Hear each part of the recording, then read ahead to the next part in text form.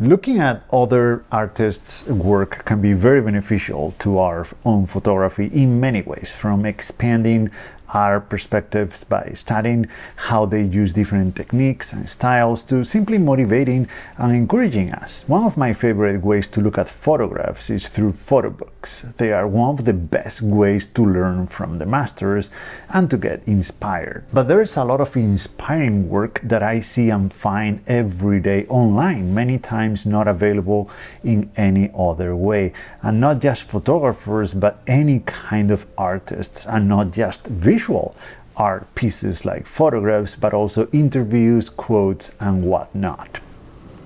I'd never seen anything like it before. So in this video, I'm going to tell you where I find that inspiration, how I collect it, and the ways I use it to inspire me when I need it the most. We all know the big names in photography, we all talk about them, and we all study their work, but there's so much more to discover beyond the masters, and I actually believe that we are living in a golden age of photography. There is incredible work being put out there every single day by very dedicated and passionate photographers. And love it or hate it, social media is still the place to find work you have never seen before. Work that might lack recognition, but work that in many ways can rival or even be better than the big names' work. Of course, there's also a lot of noise out there, so it takes a little bit of work, but if you curate the people you follow and the way you behave in those apps, the algorithm should eventually gift you with something interesting. But in any case, once I find a piece of work I really like, I check out the artist profile and cross my fingers hoping that they really have a website, because even though social media is good for discovery, in my opinion there's nothing like a proper website where the photographer can showcase their work the way they want to show it. Sadly though, many photographers don't have a website. Others might have one but not kept up to date. That might be the most common occurrence. I have one myself, but the portfolio section does need some love. I haven't updated it in a while. Sharing a quick photograph on social media is much easier. It comes with much less friction. I love when I find a website with the photographer's best work, and I like it even more if they have a blog. I usually subscribe to most of the blogs about photography that I find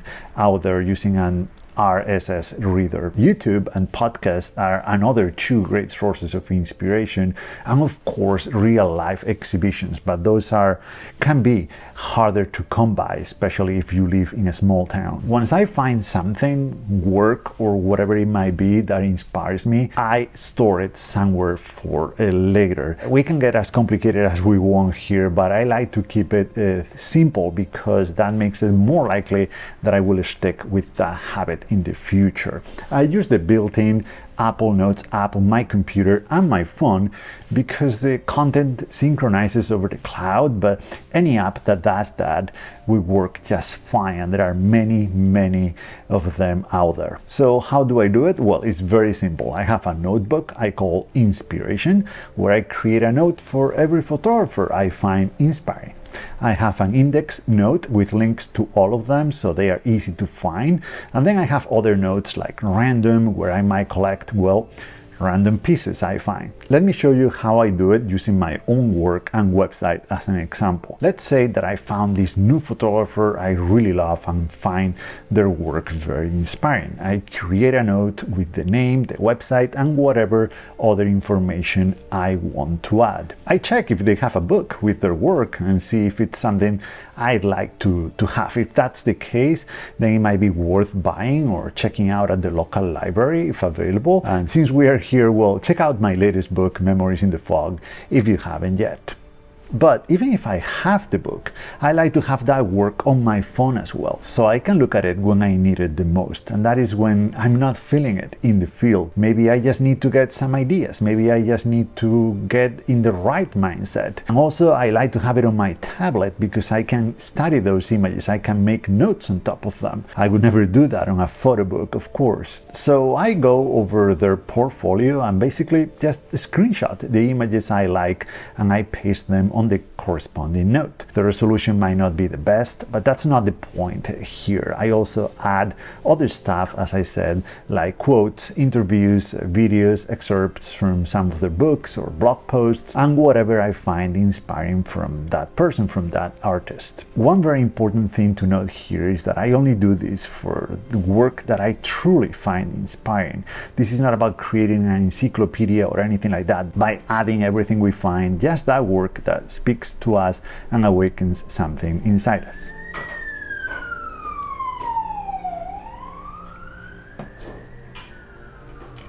Okay, so why do I do this? How is any of this useful to me? Well, as I said, I like to look at this work on my tablet and study it, not just the composition, but the subject matter, the angle, the light, everything I can get from a photograph. I ask myself, is this something I could explore in my own work? Is the composition, the technique, whatever, something I can apply to the subjects I like to photograph? What about the location? Is there any potential there for my own work, a place maybe worth checking out in person? But most importantly, I use it simply as inspirational material, because sometimes when I'm living off my car during a long road trip, I get tired, grumpy, and uninspired. I just don't feel it. And looking for external inspiration when you might not even have cell service can be complicated. I don't want to bring big and heavy photo books with me either, so being able to simply open the Notes app and see that incredible work there has helped me quite a few times in the past. I might get an idea, something to try out, whatever I might be,